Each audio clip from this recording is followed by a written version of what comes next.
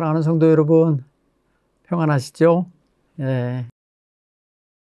무더위가 다 갔고 이제 가을에 들어섰는데 우리 모두 이 한절기에 건강 잃지 않도록 늘 아침 저녁으로 몸 관리 잘 하시기 바랍니다.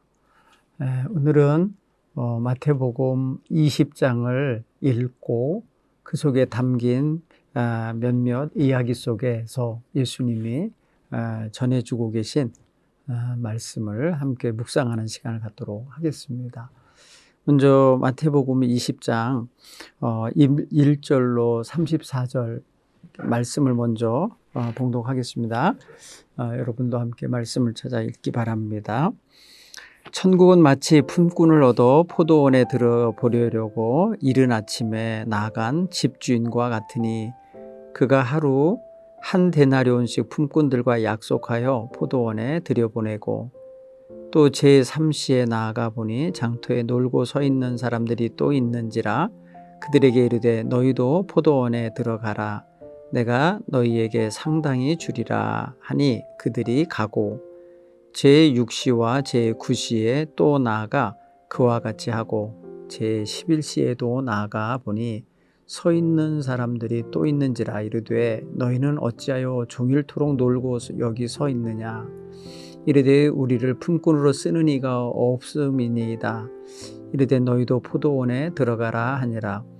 저물매 포도원 주인이 청지기에게 이르되 품꾼들을 불러 나중 온 자로부터 시작하여 먼저 온 자까지 삭스를 주라 하니 제11시에 온 자들이 와서 한 데나리온씩을 받거늘 먼저 온 자들이 와서 더 받을 줄 알았더니 그들도 한 데나리온씩 받은지라. 받은 후 집주인을 원망하여 이르되 나중 온 사람들은 1시간밖에 일하지 아니하였거늘 그들을 종일 수고하며 더위를 견딘 우리와 같게 하였나이다. 주인이 그 중에 한 사람에게 대답하여 이르되 친구여 내가 네게 잘못한 것이 없노라. 네가 나와 한 데나리온의 약속을 하지 아니하였느냐. 네 것이나 가지고 가라. 나중 온 이 사람에게 너와 같이 주는 것이 내 뜻이니라. 내 것을 가지고 내 뜻대로 할 것이 아니냐. 내가 선함으로 네가 악하게 보느냐. 이와 같이 나중된 자로서 먼저 되고 먼저 된 자로서 나중되리라. 예수께서 예루살렘으로 올라가려 하실 때 12 제자를 따로 데리시고 길에서 이르시되 보라 우리가 예루살렘으로 올라가노니 인자가 대제사장들과 서기관들에게 넘겨짐에 그들이 죽이기로 결의하고 이방 사람들에게 넘겨주어 그를 조롱하며 채찍질하며 십자가에 못 박게 할 것이나 제3일에 살아나리라. 그때에 세베대의 아들의 어머니가 그 아들들을 데리고 예수께 와서 절하며 무엇을 구하니 예수께서 이르시되 무엇을 원하느냐 이르되 나의 이 두 아들을 주의 나라에서 하나는 주의 우편에 하나는 주의 좌편에 앉게 명하소서. 예수께서 대답하여 이르시되 너희는 너희가 구하는 것을 알지 못하는도다. 내가 마시려는 잔을 너희가 마실 수 있느냐. 그들이 말하되 할 수 있나이다. 이르시되 너희가 과연 내 잔을 마시려니와 내 좌우편에 앉는 것은 내가 주는 것이 아니라 내 아버지께서 누구를 위하여 예비하셨든지 그들이 얻을 것이니라. 10 제자가 듣고 그 두 형제에 대하여 분히 여기거늘 예수께서 제자들을 불러다가 이르시되 이방인의 집권자들이 그들을 임의로 주관하고 그 고관들이 그들에게 권세를 부리는 줄을 너희가 알거니와 너희 중에는 그렇지 않아야 하나니 너희 중에 누구든지 크고자 하는 자는 너희를 섬기는 자가 되고 너희 중에 누구든지 으뜸이 되고자 하는 자는 너희의 종이 되어야 하리라. 인자가 온 것은 섬김을 받으려 함이 아니라 도리어 섬기려 하고 자기 목숨을 많은 사람의 대속물로 주려 함이니라. 그들이 여리고에서 떠나갈 때에 큰 무리가 예수를 따르더라. 맹인 2 사람이 길가에 앉았다가 예수께서 지나가신다 함을 듣고 소리질러 이르되 주여 우리를 불쌍히 여기소서. 다윗의 자손이여 하니 무리가 꾸짖어 잠잠하라 하되 더욱 소리질러 이르되 주여 우리를 불쌍히 여기소서 다윗의 자손이여 하는지라. 예수께서 머물러 서서 그들을 불러 이르시되 너희에게 무엇을 하여 주기를 원하느냐. 이르되 주여 우리의 눈뜨기를 원하나이다.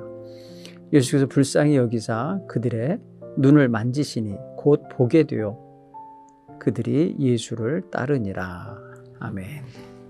네, 오늘 우리 사랑하는 성도 여러분 함께 읽은 마태복음 20장의 말씀은 우리가 잘 아는 이야기들이 담겨 있네요. 특별히 세 가지 이야기가 들어있는데 첫 번째 이야기는 포도원 품꾼들을 불러다 일을 시키는 포도원 주인의 이야기가 나오고요. 두 번째 이야기는 예수님께서 세 번째로 자신의 죽음과 부활에 대한 예고를 하고 계신 장면을 읽었어요. 그리고 세 번째는 세베대의 아들의 어머니, 그러니까 세베대의 아내겠죠. 그가 와서 두 아들을 예수님 좌우편에 앉혀달라고 하는 청탁을 하는 이야기입니다. 그리고 두 맹인이 길가에 여리고에서 앉았다가 길에서 앉아있다가 예수님이 지나가시는 소리를 듣고 예수님께 부르짖어서 보기를 원합니다 하며 자신들의 눈을 보게 해달라고 간구하는 장면을 봤어요. 이렇게 보면은 크게 보면 한 네 가지 이야기인데 그 사이에 들어있는 예수님이 자기의 고난당하고 죽임당하실 이야기에 대한 것은 예수님의 가시는 길에서 제시하는 그런 또 하나의 강력한 메시지로서 그 사이에 끼어 있다 이렇게 여기시면 좋겠어요. 자, 오늘 성경 이야기를 보면 예수님께서 비유로 말씀하신 비유의 말씀이 그 앞에 나오는 거죠. 포도원 주인 이야기는 천국은 마치 품꾼을 얻어 포도원에 들여보내려고 이른 아침에 나간 주인과 같으니 하며 천국에 대한 비유의 말씀을 하고 계신 거예요.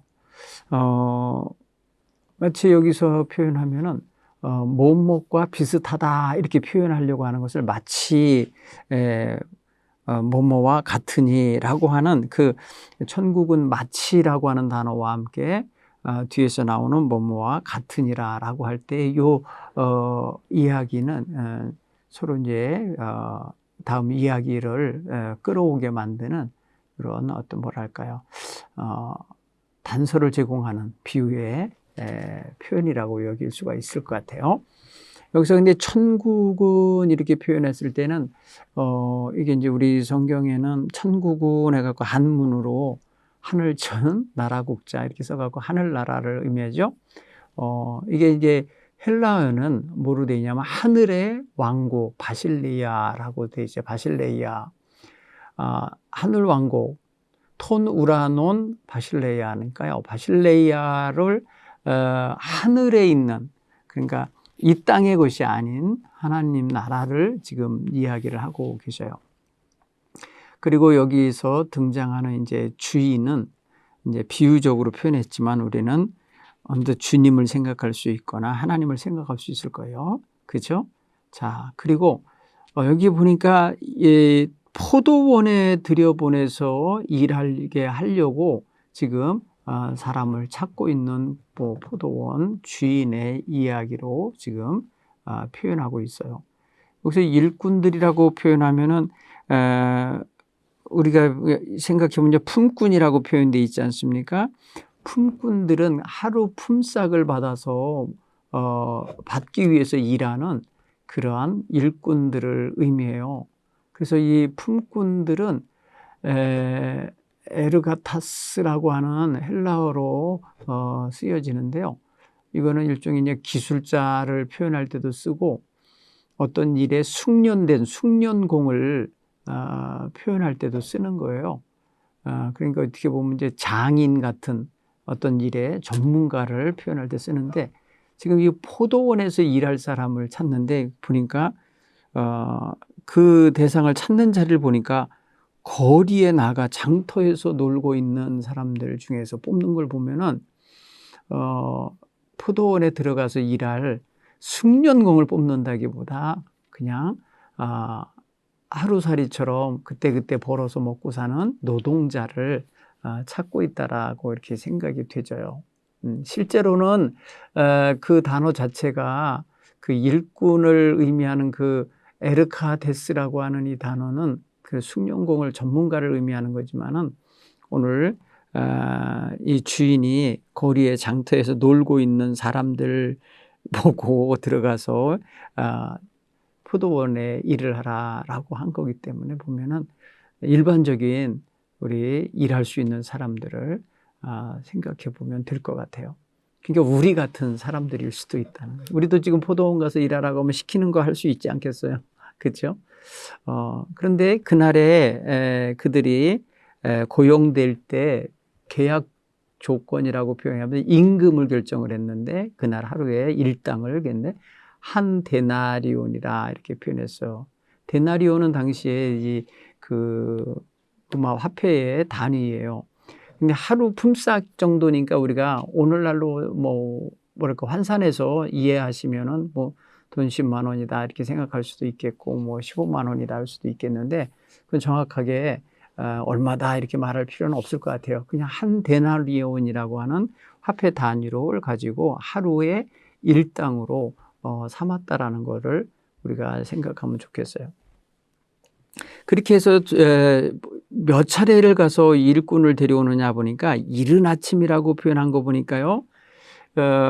이들이 나가서 하루를 뭐랄까요. 이제 12토막으로 나누면 2시간 단위로 하면은 24시간이니까 12시가 되겠고 12시로 나누면 그렇게 되겠고 우리들 시계도 보면은 오전과 오후라는 단위가 있어서 그렇지 12개의 어떤 시침이 가리키는 부분이 있잖아요. 그렇게 오전 오후로 따져서 2시간씩 넘어가게 할 수도 있을 거라는 생각도 드는데요. 오늘 성경 보면은 이게 12시짜리를 말할 수 있다는 거예요. 왜냐하면 11시, 11시에 들어온 사람이 1시간만 일하고 12시에 집에 가는 거 보니까 그렇게 이해하면 좋을 것 같아요. 그리고 이른 아침에 한번 나오셨어요. 일꾼 찾으러. 그 다음에 3시에 나왔다. 제3시에 나왔다 표현했어요. 그리고 또 언제 또 데리러 나왔냐면은 6시하고 9시에도 데리러 나왔어요. 네. 그 다음에 11시에도 나왔고 그 다음에 11시에도 나왔어요. 그러니까 보면은 총 한 5번 정도를 일꾼을 데려가는 시간이 나와요. 근데 보면은 제3시를 이 신학자들은 우리 여러분 성경에도 아마 그 토가 달려 있을 거예요. 관주가 달려 있으면 오전 9시로 표현할 수 있어요. 아마 그러면 이른 아침이면 그 이전이라고 하면 한 아침 6시 정도로 생각한다고 생각하면 아침 6시부터 저녁 6시까지 12시간이니까 그렇게 일을 하는 걸로 생각해 보면 아침 6시에 한번 나가고 9시에 한번 나갔고 정오 12시에도 한번 나갔고 오후 3시에도 한번 나갔고 오후 5시에도 나가셨다 이렇게 생각을 해보면은 그렇게 뭐랄까 일꾼을 계속 찾아 나가셨던 그 포도원 주인의 모습을 보게 돼요. 마치 놀고 있는 사람이 있으면 안 될 것처럼 생각해서 가서 사람을 데려오시는 인상을 받게 해요. 그냥 일꾼 그날 어차피 일 다 못하면 내일 또 부르면 되니까 그냥 아침 일찍 들어온 사람들만 데리고 일을 해도 되는데 오늘 주인은 놀랍게도 몇 번, 5번쯤이나 나가서 일꾼들을 데려다가 상당한 뭐랄까요 그 일당을 줄 생각을 하고 일을 시킨다고요. 그렇죠? 그래서 하루에 일당으로 한 데나리온을 품꾼에게 주겠다 했고 또 제3시에 나가서 아침 9시에 나가서 데리고 온 사람에게 내가 너희에게 상당한 일당을 주겠다. 상당한 거기에 합당한 거를 주겠다라고 표현한 것 같죠. 그렇게 해서 일꾼들을 데려다 갔는데 그 일꾼 뭐랄까요 공정하게 이제 노동한 값에 대한 값을 주겠다. 이렇게 하면서 불러갔을 수 있어요. 그러면 아침 6시에 한 데나리온이면 두 번째 또 아침 9시에 들어간 사람은 3시간 정도 일을 덜 했으니까 그만큼 줄여야 되는 거 아닌가 이렇게 생각도 하고 갔을 거예요, 사람들은. 그런데 이제 저녁 때 일 다 마치고 나서 청지기에게 품꾼들을 불러다가 그날에 일한 삭스를 주라고 할 때 나중 들어온 자부터 먼저 주었다는 거예요. 나중 들어온 사람. 오늘 이야기 끄트머리도 그래요. 이와 같이 나중된 자로서 먼저 되고 표현했어요. 나중 들어온 사람이 먼저 일당을 받아가는 그런 구조로 이야기를 만들어냈어요. 그러니까 우리가 생각하기에 먼저 들어온 사람들 오세요 해갖고 먼저 들어온 사람 6시에 들어온 사람 먼저 받아서 가게 하고 그럼 그 사람들 간 다음에 9시에 들어온 사람들 오세요 해갖고 주고 보내고 뭐 이런 식으로 해서 차례대로 해도 되지 않나요? 그런데 오늘 이 주인은 그러질 않았어요. 나중 들어온 사람부터 줘서 보내는데 저 나중 들어와서 1시간 일한 사람인데 뭐랄까요? 시급을 그 사람은 시급인 거예요. 결국 하루 일당이 아니고 시급을 받았는데 한 데나리온을 받은 거예요. 그런데 나머지 12시간 일한 사람도 역시 나중에 한 데나리온을 받아요. 그러니까 이것 때문에 뭔 일이 벌어졌어요? 먼저 온 자들이 와서 더 받을 줄 알았더니 그들도 한 데나리온씩을 받은지라 받은 후에 집주인을 원망했다라고 표현했어요. 원망하는 일이 벌어졌어요. 감사합니다. 오늘 나를 써주셔서 감사합니다 하고 일당 받고 그냥 가면 되는데 또 이 사람들 그러질 않았어요. 왜? 자기들의 나름대로 기대가 있었던 거죠. 왜? 1시간 일한 사람한테 한 데나리온 줬지만 우리는 12시간 했으니까 12데나리온 주겠지. 이렇게 생각할 수도 있었을 거예요. 왜? 본래 계약은 한 데나리온 받기로 했지만 중도의 생각이 바뀌는 거예요. 그렇죠? 왜? 1시간 일한 사람에게 한 데나리온을 주니까 계산상으로 자기는 12시간 일했으니까 더 받을 거라 생각을 하는 게 아마도 일반적인 생각이잖아요. 그런데 주인은 뭐라 그래요? 내가 너와 어떻게 약속을 했냐? 응? 한 데나리온 주기로 하지 않았냐? 13절에 그렇게 말하죠. 주인이 그 중에 한 사람에게 대답하여 이르되 친구여 내가 네게 잘못한 것이 없노라. 네가 나와 한 데나리온 약속하지 않았냐? 이렇게 표현하는 거예요. 그래도 쟤는 1시간만 일했고 나는 12시간 일했는데요. 그래서 어쨌든 너하고 나의 약속은 한 데나리온이 아니냐 하고 한 데나리온을 주면서 말한 내가 내 거 가지고 내가 아는데 왜 내가 너에게 잘못한 거라고 하냐? 뭐 내가 잘못한 것처럼 나를 악하다고 표현하냐?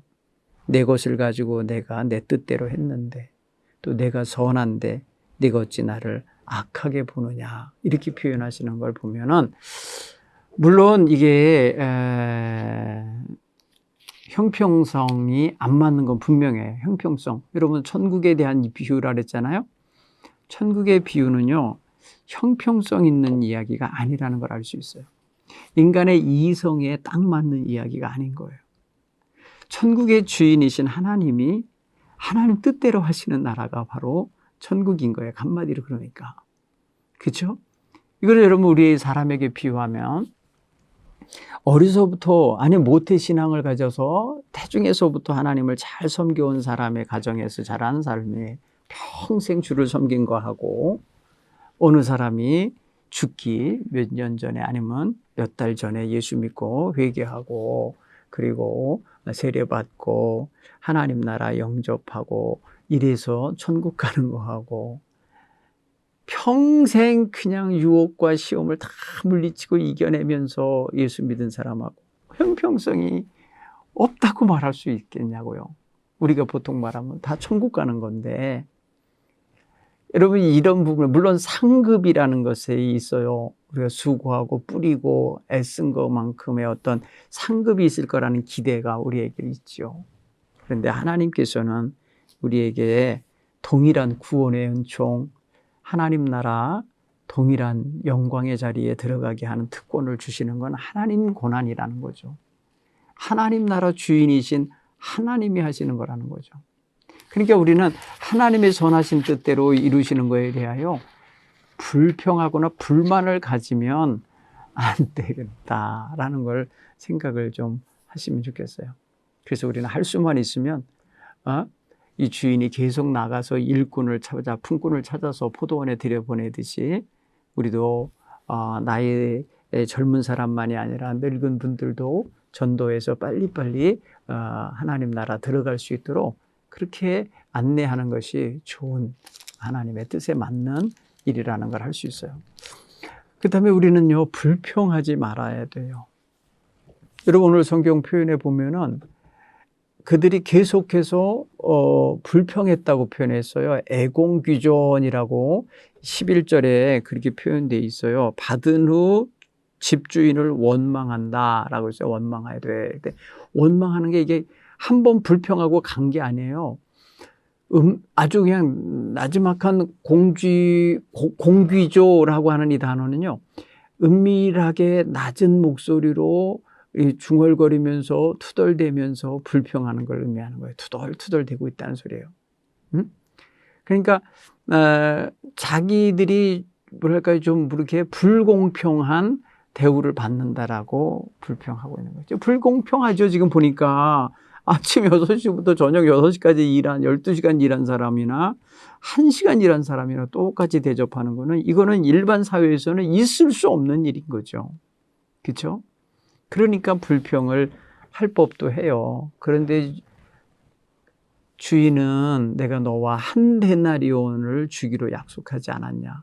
나머지 사람들에 대해서 내가 알아서 내 돈 갖고 주는데 네가 왜 그걸 불평하냐. 이렇게 일축을 시키고 있는 거예요. 딱 가로막고 그 불평을 부당하다고 누르고 있는 걸 보면은 사실 굉장히 오랫동안 시간 내서 일한 사람 입장에서는 뭔지 몰라도 갑자기 억울해지는 느낌이랄까요? 갑자기 불공정한 대접을 받은 것 같은 생각이 드는 것 맞아요.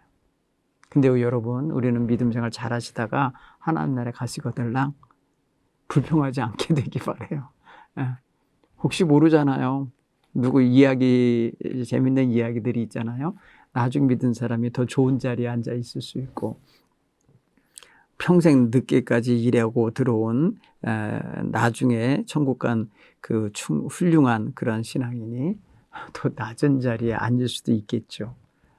글쎄요. 하나님 나라는 어떤 자리를 우리에게 주시면서 차별하시지 않으실 거라는 생각을 해요. 이 자리에 대한 거 우리가 조금 생각을 좀 해봐야 될 이야기가 그 다음에 나오니까 한번 보겠어요. 자, 이런 이야기를 하나를 가르치셨어요. 이게 아마도 예수님께서 예루살렘으로 올라가기 전에 그 갈릴리 어느 지역에선가 이런 이야기를 하신 듯 싶어요. 그러기에 이 마태복음 기자는 17절에서 이 이야기가 있은 다음에 예수께서 예루살렘으로 올라가려고 하셨다고 표현해요. 그죠? 거기 보면은 예수님께서 예루살렘으로 올라가려 하실 때 12 제자를 따로 데리시고 길에서 이르시되 보라. 우리가 예루살렘에 올라가노니 인자가 대제사장들과 서기관들에게 넘겨지며 그들이 죽이기로 결의하고 이방인들에게 넘겨주어 그를 조롱하며 책찍질하며 십자가에 못 박게 할 것이나 제3일에는 살아나리라. 이렇게 표현을 했는데 여기 표현된 내용들을 보면은 이제 이런 일이 벌어질 곳은 장소는 예루살렘이에요. 그리고 이 고난과 죽음의 직접적인 가해자들이 될 자들은 바로 대제사장과 서기관들이라는 거예요. 그들이 그 공회에서 함께 결의를 해버려요. 죽이기로. 여기 죽이기로 결의했다. 그리고 단 다음에 그들이 이제 죽이기로 하는 결정을 내린 다음에 이방인의 손, 그러니까 이방인이 누구냐면 로마인이에요. 로마 빌라도 총독에게로 또 군인들에게로 넘겨주는 일을 말해요. 그러면 이방인들은 그를 이제 죄수로 다루면서 조롱하고 책찍질하고 또 빌라도가 마침내 그렇게 판단해서 십자가에서 사형을 집행하게 되는 이런 이야기가 지금 여기 이렇게 담겨 있어요. 그러니까 이게 지금 예수님께서 자기의 순환과 죽음에 대한 이야기 세 번째 이야기를 하신 게예요. 그걸 생각해 보면 이제 우리가 이제 예수님께서 예루살렘으로 가시기 전에 벌써 예루살렘으로 가면 당할 일을 알고 계셨다라는 생각을 하게 되죠. 보통 사람이면 이렇게 내가 예루살렘으로 가면 이런 위기가 있을 거고 어려움과 고난이 있을 거라 생각하면 가겠습니까? 피하지. 그죠? 안 갈 거 아닙니까? 그 길로 안 가는 게 아주 정말 지혜로운 거겠죠. 그런데 예수님은 결국에는 올라가시잖아요. 왜냐하면 그게 하나님이 정하신 길이기 때문에 가시게 되는데, 실제로 여러분 예수님께로 주어지는 이런 고난의 이야기들 있잖아요. 그 고난의 이야기 속에는 사실 이렇게 일반인들이 생각 못할, 일반인들은 거부할 그런 상황 내지는 내용이 이렇게 놓여 있다는 거고, 이걸 미리 아셨다는 거거든요. 그러니까 미리 알고도 이 죽음이 기다리고 있는 자리, 고난이 기다리고 있는 자리로 꾸역꾸역 가셨다는 거예요. 뚜벅뚜벅 그 길로 걸어가셨다는 사실인 거예요. 이게 우리가 초점에 맞춰주면서 생각해야 될 예수님의 마음, 예수님의 자세라고 생각을 하는 거예요. 자, 이렇게 예수님께서는 이렇게 마음을 먹고 이제 올라가고 계실 때, 그때에 20절에 보니까 세베대 아들의 어머니가 그 아들들을 데리고 예수님께 와서는 절하면서 청탁을 넣는데 뭐라 그래요? 주님께서 주의 나라에서 영광 받고 앉으실 때에 내 한 아이는 우편에 한 아이는 좌편에 앉게 해서 우의정 좌의정 이렇게 앉히고 싶은 마음으로 청탁을 하는 거예요. 주님의 나라에서라는 단어를 쓰고 있어요. 여기도요. 나라 이야기가 나옵니다. 생각을 해 보십시오. 주님의 나라에서 아들 하나는 오른쪽에, 아들 또 하나는 왼쪽에 이렇게 앉히고 싶은 어머니의 마음은 결코 나쁜 마음은 아니죠. 응? 자기 아들들이 주님 곁에 있고 싶어 하는 거, 있게 하고 싶은 마음은 솔직히 말하면은 그거는 그러니까 굳이 욕심이라고 표현하면 조금 이렇게 죄스럽게 표현한 거지만은 어머니의 사랑, 어머니의 간절한 마음, 뭐 이렇게 생각해 보면은 충분히 이해가 될 법한 청탁이라는 걸 알 수 있어요. 그렇죠? 그런데 그 자리는 사실은 오늘 예수님도 그래라. 양쪽에 다 앉아라. 너네 나랑 오래 친하게 지냈으니까 앉아라. 뭐 이렇게 주시는 자리가 아닌 거라는 걸 알 수 있어요. 예수님께서 참 난처한 그런 청탁을 받으시니까 그냥 이렇게 질문으로 대답을 하셔요. 자, 너희가 구하는 것을 너희가 알지 못하는구나.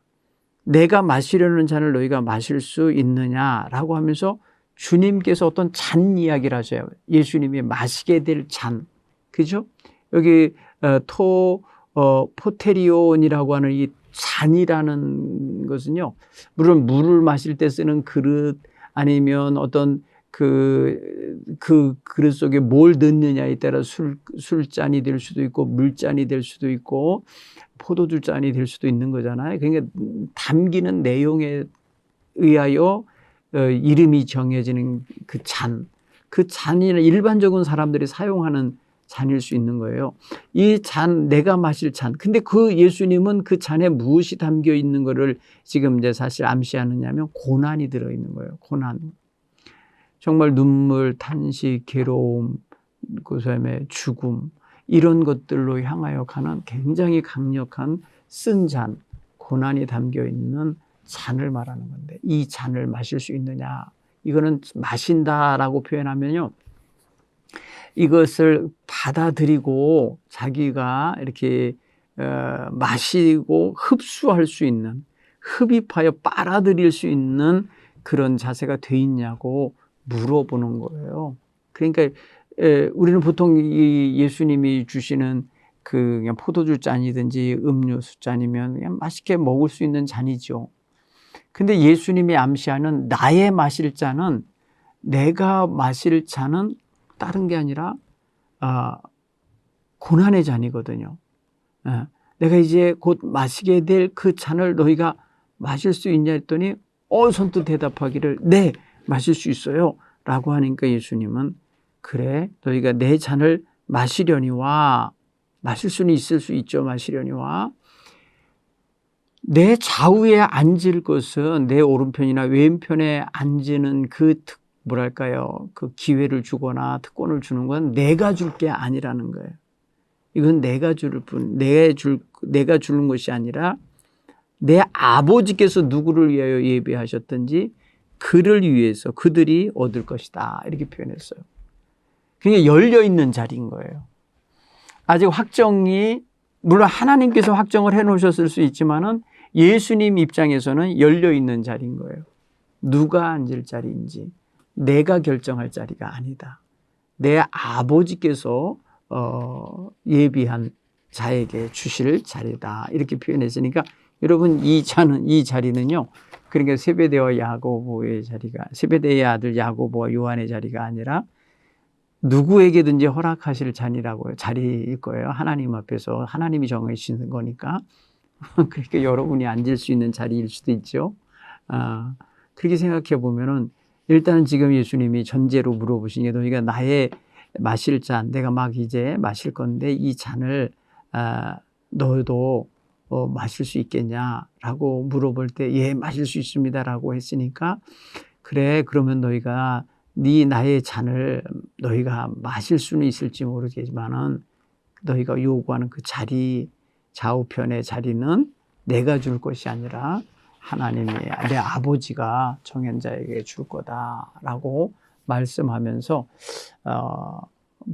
이제 새로운 가르침을 주고 계세요.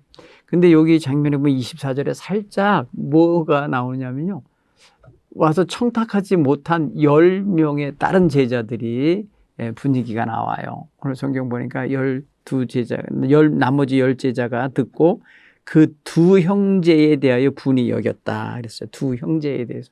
그 엄마한테 분하게 여기질 않고, 그 어머니한테 화를 돌리질 않고 두 형제에게 분개함을 느꼈다라는, 표현했다라는 건데, 이게 뭐냐면 에게 낙태산이라는 헬라어인데요.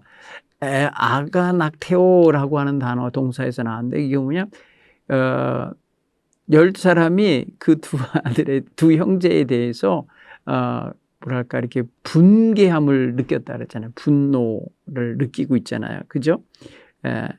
분이 여겼다고 했으니까, 이게 뭐냐면 괴롭힘과 고통을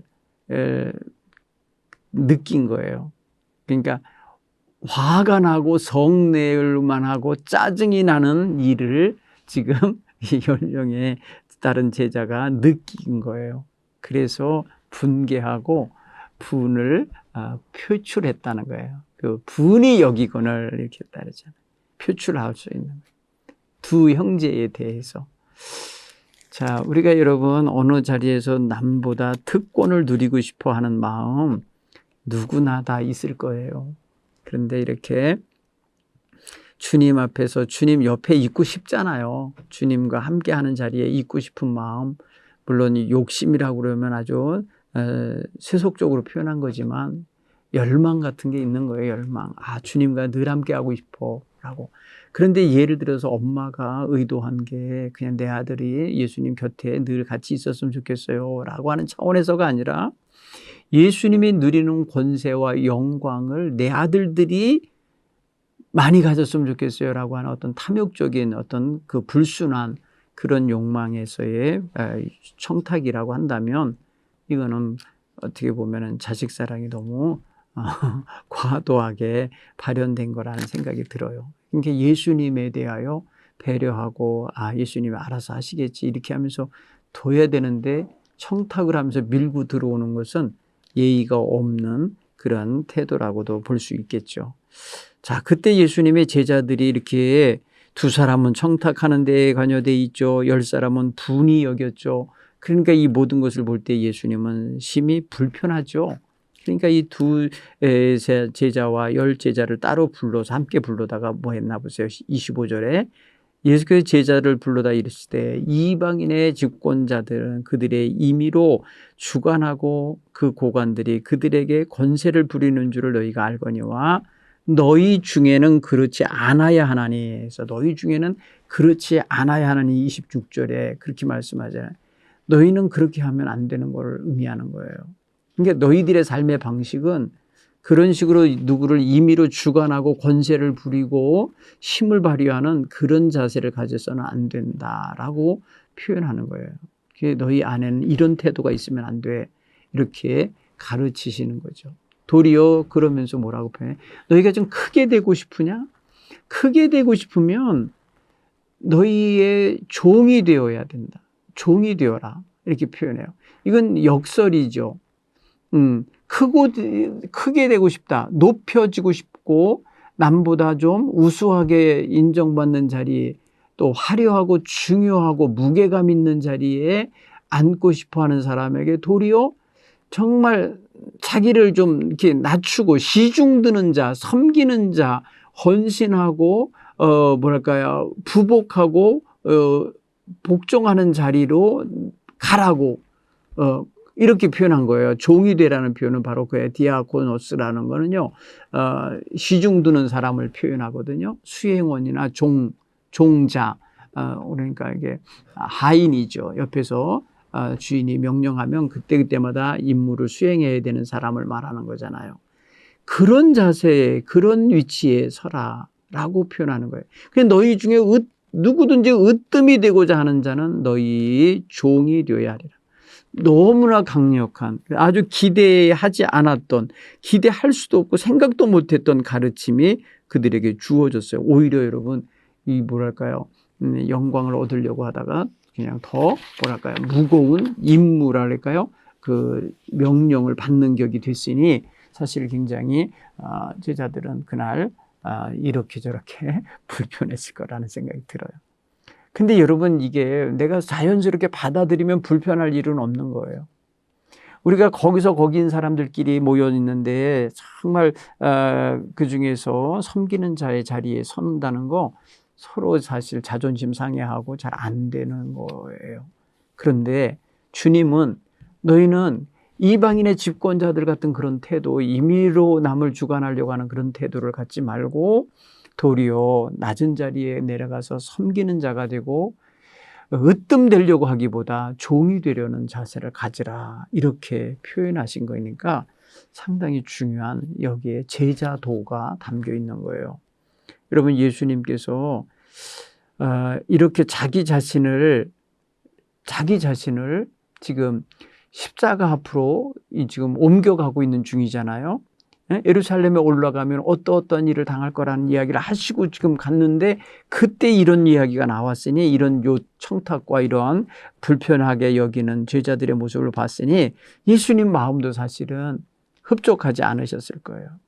그래서 예수님이 거기에서 제자들에게 예수님이 이 땅에 오신 목적을 분명하게 말씀하고 계시잖아요. 인자가 온 것은 섬김을 받으려 함이 아니라 도리어 섬기려 하고 자기 목숨을 많은 사람의 대속물로 주려 함이라. 너무나 중요한 예수님의 말씀, 이 세상에 오신 목적이 여기 담겨 있어요. 사실 여기에 교회의 존재 근거와 존재 방식이 여기 담겼다고 봐요. 여러분, 우리는 이것이 한 개인 잘못된 청탁을 한 사람들에게만 내린 말씀이라 여기지 말고 오늘 우리의 교회들에게 주님이 주시는 정말 이 세상 살아가야 되는 삶의 방식이, 그리스도인의 삶의 존재 방식이 이래야 된다라는 걸로 우리가 받아들이면 너무 귀한 깨달음을 얻게 되리라 믿습니다. 어느덧 예수님의 일행의 발걸음이 여리고에 오게 되셨어요. 오늘 29절에 보니까 예수님이 벌써 여리고에 오셔서 며칠을 묵으셨는지 아니면은 바로 지나가시는 건지 모르지만 여리고에서 떠나갈 때라는 이야기로 시작하는 에피소드입니다. 여러분 보면은 그 여리고는 우리가 알듯이 예루살렘에 아주 가까이 이르는 지점이에요. 그러니까 예수님의 일행이 지금 저 갈릴리로부터 오셨잖아요. 북쪽 갈릴리에서부터 지금 남쪽 이 사해바다 근처에 그 여리고까지 온 거예요. 그러니까 남쪽까지 내려온 거예요. 물론 요단강가의 평지를 통해서 내려오셨는지 산지를 거치면서 오셨는지 우리는 그 행로는 다 알 수 없어요. 그러나 중요한 것은 오늘 여리고에 오셔서 여리고에 지나시며 여리고에서 일정을 마치시고 이제 떠나시게 될 때, 갈 때에서 떠나갈 때. 이 떠나간다고 하는 장면은요, 예수님에게 있어서 다시 오실 길이 아니에요. 지금 올라가시는 길이 예수님의 마지막 예루살렘 길이잖아요. 우리가 이제 전체적인 성경 구조상 보았을 때. 근데 예수님의 여리고를 떠나갈 때라고 표현했으니까 그때 그곳은 예수님이 마지막 가시는 길이기 때문에 그곳에서 예수님을 만나는 기회를 갖는 사람들은 절호의 기회를 갖는 거예요. 어떤 사람은 처음이자 마지막 기회일 수도 있는 거예요. 예수님이 몇 번이고 예루살렘 오르내리셨기 때문에 여리고를 들어가셨을 때마다 본 사람도 있겠지만은 오늘 여기서 두 맹인은 길에 앉아 있다가 예수님이 지나가신다는 말씀을 듣고 지나가시는 거예요. 지나가는 거예요. 패스하고 있는 거예요. 그럴 때에 예수님을 놓치면 끝이잖아요. 왜? 예수님 다시 안 오시는데. 그러니까 여기서 성경에 오늘 표현하는데 지나가신다는 30절의 표현은요. 너무나도 어떻게 보면요. 그들에게서 스쳐 지나가는 것이라고 생각하면 아주 순간 아니겠어요? 그렇죠? 그러니까 오늘 성경 표현에 보면 뭐라고 표현하냐면 파라고예요. 옆으로 지나가다. 이게 옆으로 경과해 가다. 아니면은 이렇게 가버리다. 이런 의미로 이해가 되어지면 아니 소경이잖아요. 눈이 안 보이는 상태에서 앞으로 누군가 싹 지나가면 얼마나 짧은 시간에 그의 모든 게 다 지나가고 기회가 놓쳐지고 이러는 거 아니에요. 그런데 이 사람들은 어떻게 했어요? 오늘 두 맹인이 길에 앉아 있다가 예수께서 지나가신다 함을 듣고 소리를 지르는 거예요. 그러니까 여러분 예수님 소리를 지르는 그 시점이 예수님이 지난 다음에 소리가 난 건지 저기서 오고 계시는 것 때문에 자기 앞에 지나가실 차례가 됐을 때 들렸을지 몰라요. 그러나 중요한 거는 예수님의 귀에 이들의 부르짖음 소리가 들리는 지점 어딘가 지금 놓여 있는 거예요. 생각을 해보세요. 예수님의 이 두 맹인 거지 앞으로 지나가고 계시게 될 건데 아직 도착을 했는지 아니면은 지나쳤는지 모르겠어요. 그러나 중요한 거는 예수님 앞에 부르짖는 소리가 났어요. 소리는요 사방으로 퍼지니까 예수님의 위치가 어디에 있든지 이 길가에 앉아서 외치는 자들에게 주목하게 되겠죠. 여러분 이들이 길가에 앉았다, 두 맹인이 길가에 앉아 있다라고 하는 이 표현에는 조금 다른 버전들, 다른 성경을 보면 구걸하고 있는 모습일 수도 있고 지친 모습, 쉬고 있을 수도 있는 거겠지만 아마도 이 이야기 다른 버전 누가복음에 보면은 이 사람은 거지예요, 거지. 그곳에서 지나다니는 사람한테 돈을 구걸하는 사람이에요. 바디메오라고도 표현하죠. 바디메오. 그런데 오늘 여기는 이름은 나오지 않고 두 사람으로 등장을 하고 있고요. 그런데 그들 입에서 나온 소리를 보시면 주여 우리를 불쌍히 여기소서 다윗의 자손이요. 주여라는 단어 퀴리에라는 단어를 쓰고 또 하나는 뭐냐면 휘오스 다비드라고 썼어요. 휘오스는 아들이란 뜻이고 다비드는 다윗을 의미해요. 다윗 그러면은 다윗의 자손이요. 다윗의 아들이시오. 뭐 이런 의미가 담겨 있는 거거든요. 그냥 아들은 당장 바로 다윗의 바로 그 다음에 아들이 아니기 때문에 다윗의 자손이요라고 이 휘오스라는 단어를 크게 확장해서 해석을 하죠. 그러면은 우리를 불쌍히 여겨달라고 우리를 가엾게 여겨주시고 우리에게 동정심을 베풀어 주십시오. 우리를 불쌍히 여기셔서 우리를 쳐다봐 주시고 우리의 소리를 귀 기울여 주십시오 라고 이렇게 부르짖는 소리예요. 그런데 이 소리를 냈을 때에 31절에 보니까 무리가 꾸짖었다는 거예요. 잠잠하라. 꾸짖는다라는 거 귀찮다는 뜻이죠. 뭐랄까요? 가치 부여를 안 하는 거예요, 사실은. 이 사람들은 굉장히 꾸지람을 받을 때에 사실은 지금 그 꾸지람을 받을 목적으로 외친 건 아니거든요. 그 다음에 무리들이 듣게 하려고 외친 것도 아니거든요. 이 외쳐서 저들이 얻으려는 것은 예수님께로부터의 긍휼과 예수님의 관심과 예수님의 터치를 기대하고 부르짖은 거예요. 그런데 반응을 예수님이 반응하기 전에 무리들이 반응을 했다는 거예요. 그 무리는 다름이 아니라 그냥 함께 이동하고 있는 그 뭐랄까요? 사람들을 의미하는 거예요. 그 사람들은 여기 길가에 앉아서 맹인이 외치는 거에 별 가치 부여를 안 해요. 그러니까 꾸짖어 버리는 거예요. 꾸짖음이 같이 뭐랄까 이렇게 뭘 좀 부과하는 조금 뭐랄까 잘못했다고 하는 거, 범죄를 어떤 그 범죄를 단언하는, 너 시끄러워, 그거 잘못하는 거야, 뭐 이렇게 꾸짖는 거죠. 비난하는 거고 나무라는 거고 질책하는 거잖아요. 호되게 뭘 꾸짖는다라고 할 때에 그는 상대방이 뭘 잘못할 때 그러는 거 아니에요. 그러니까 너희들 잘못하고 있는 거야, 이런 의미가 강하게 묻어나는 거죠. 조용히 하라고. 조용히 하라고. 그렇게 표현했는데 여러분 지금 이 사람들이 침묵하고 있을 상황이냐고요. 평생 눈이 어두워서 안 보여서 힘들어하던 사람인데, 근데 그러니까 오늘 그들의 반응은 어떻게 했어요? 꾸지람을 받았지만은 성경 31절에 보니까 더욱 소리 지르는 이 표현. 여러분 그러니까 더 큰 소리로, 더 큰 어떤 정도, 그 더 큰 어떤 그런 텐션을 가지고 부르짖는 거예요. 외치는 거예요. 큰 소리로 더. 그러니까 방해받으니까, 억압을 당하니까, 자제를 시키니까 그럴 수 없음을 터치는 거죠. 그러면서 우리를 불쌍히 여기소서라고 아주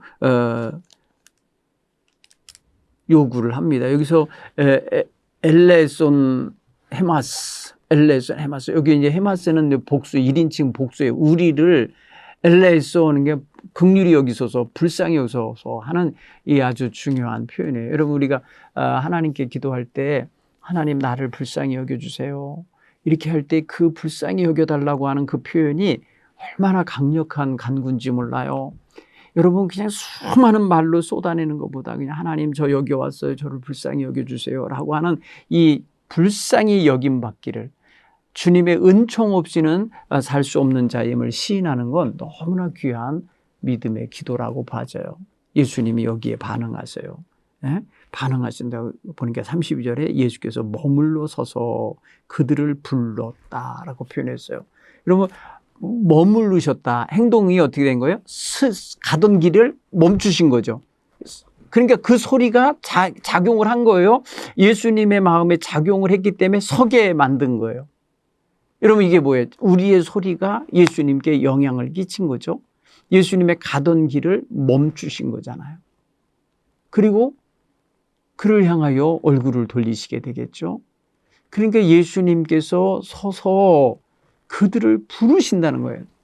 그들을 부른다는 소리는 뭐예요? 지금 맹인이고 앉아있는 자들인데 불렀다는 소리는 일으켜서 내게 오게 하라는 거 아니겠어요? 그러니까 예수님이 부르시는 이 장면을 보면은 와, 이건 이미 뭐래요? 예수님께 접수가 된 거예요. 예수님께 이 부르짖는 소리, 불쌍히 여겨달라고 외치는 소리, 다윗의 자손이라고 부르는 그 간절한 호소가 예수님께 접수가 된 거예요. 예수님 반응하신 거예요. 예수님 발생하셔서 말씀하시는 거예요. 저들을 내게로 오게 불러라, 이렇게 하신 거잖아요. 그러니까 32절에 예수께서 머물러 서서 그들을 불러 이르시되 말씀하시는 거예요. 너희에게 무엇을 하여 주기 원하느냐, 내가 너희에게 무엇을 행하기를 바라느냐, 이런 거거든요. 그러면 여기서 그 예수님의 어떤 그런 마음이 담긴 행동, 그들이 요구하는 것에 대한 뭐랄까 응답을 여기에 담고 있는 거예요. 여러분 여기 정말 여러분 우리가 이런 음성을 들을 때 이건 정말 백지수표를 받는 것과 같은 거예요. 내가 적는 대로 주시는 거예요. 여러분 여기서 이 두 사람은요 실존적인 문제를 그대로 고백합니다. 여러분 여기서 그냥 자신들의 현실과 동떨어져 있는 나 부자 되게 해주세요. 나 멋진 아내를 얻게 해주세요. 뭐 이런 식의 어떤 그 비본질적인 자기의 현 실존과 전혀 지금 부합하지 않는 걸 요구하지 않고 정확하게 자기들의 실존이 얼마나 불행하게 되고 자기 인생들이 얼마나 지금 지장이 있는지를 그대로 표현할 수 있는 거. 주여 우리 눈뜨기를 원하나이다. 맹인이잖아요. 맹인의 실존적인 문제는요, 안 보인다는 거잖아요. 이것에 대한 문제를 얘기하는 거예요. 여러분, 우리가 하나님 앞에 와서 기도할 때, 주님 앞에 기도할 때, 그냥 군더더기 같은 많은 이야기 할 게 뭐 필요하겠어요. 짤막한 마디로 주여 나를 불쌍히 여기셔서 내가 지금 심히 죽을 지경입니다. 라든지 내가 지금 심히 지금 고통스럽습니다든지 하면서 자기 자신의 지금 현재 실존의 문제를 내려놓는 거예요. 너무나 중요한 기도다. 오늘 이 맹인은 주여 우리의 눈을 뜨기를 원하나이다. 눈뜨기를 원하나이다. 우리를 불쌍히 여기셔서 그때 예수님이 반응하시는데 어떻게 해요? 그들에게 불쌍히 여겨주셔요. 응? 예수님이 뭘 원하냐 이렇게 할 때에 그들이 원하는 이야기를 했잖아요. 눈들이 좀 열리기를 원합니다. 눈 뜨게 해달라는 건 열리게만 해달라는 거거든요. 열다예요. 아노이고라고 하는 단어를 써서 아노이고 헬라이다. 이거는 열리는 걸 말하는 거예요. 우리 눈이 열리기를 원합니다. 열리니까 열리면 보는 거니까 열려지기를 원합니다. 이렇게 했을 때 예수님이 불쌍히 여기시사. 옛날 성경은 뭐라 하냐? 예수께서 민망히 여기사 이런 표현을 쓰셨어요. 왜 민망히 여기셨는지 여러분 우리 마음에 한번 생각을 해보실 필요가 있어요. 예수님 입장에서 아이고 그렇구나 측은히 여기시는 거구나. 동정심이 발현된 거구나. 그래서 불쌍히 여기시고 마음에 저들의 요구에 감동이 되신 거구나 라는 것을 알 수가 있어요. 그래서 그들의 눈을 만지시니까 터치하신 거예요. 아주 구체적인 행동이 여기 만져지시는데 함토마이라고 하는 것은 예수님이 그들의 몸에 터치가 되잖아요. 피부 접촉이 이루어지잖아요. 그러니까 관계를 맺는 것과 같은 거예요. 이게 어떤 관계가 진행되는 거예요. 만지다, 가까이 하다, 어떤 손을 대다 이런 의미가 되기 때문에 상당히 뭐랄까요? 피부로 느끼는 사랑이 경험되지는 거예요. 눈에. 여러분 우리의 눈에 예수님의 손이 와서 닿음으로써 우리의 눈이 열려서 이전에 못 보던 것을 보게 되고 그렇게 해서 시력이 영적인 시력이 회복되는 그런 은혜를 한번 상상해 보세요. 놀라운 은혜가 있는 거죠. 오늘 시력이 여기서 보면은요 뭐라고요? 곧 보게 되어 그들이 예수를 따르니라 그랬어요. 여러분 보게 되니까 누굴 제일 먼저 봤겠어요? 이 맹인들이 눈이 뜨면서 본 인물이 있을까요? 바로 눈앞에서 그들의 눈을 만지고 계신 예수님을 봤을 거죠. 생전 체험 태어나서 가장 먼저 본 분이 바로 예수님이겠죠. 여러분, 이 조류들 있잖아요. 병아리나 오리나 새들은요, 알에서 깨어나서 눈 떴을 때 제일 먼저 본 그 존재를 어미로 생각한답니다. 어미로. 근데 이 사람들 맹인들이 눈이 회복되어서 제일 먼저 쳐다본 인물이 있다면 바로 눈앞에 있는 예수님을 봤을 것 같아요. 근데 오늘 놀랍게도 그들이 마치 병아리가 오리가 알에서 나와서 처음 눈 뜨고 본 존재를 어미로 알고 따르듯이 이들이 바로 그들이 예수님을 따랐다는 거예요.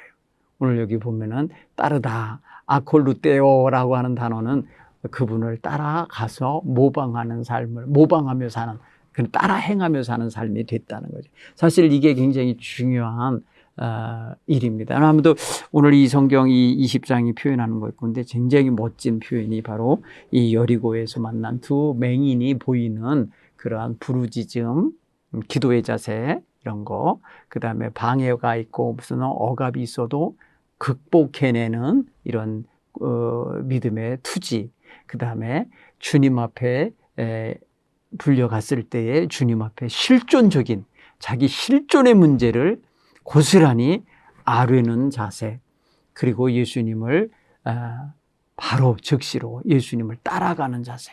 여러분, 우리의 만족이 채워지고 뭐 소원이 이루어지면 딴짓하러 다니는 사람들 많잖아요. 그런데 이들은 바로 예수님을 따르는 예수님 제자 무리의 일원이 돼가는 이런 모습을 보여주고 있답니다. 참 아름다운 모습인데, 오늘 우리가 이 이야기들 속에서 자, 먼저 된 자가 나중될 수 있다라는 사실 하나, 그리고 주님이 원하는 사람, 주님이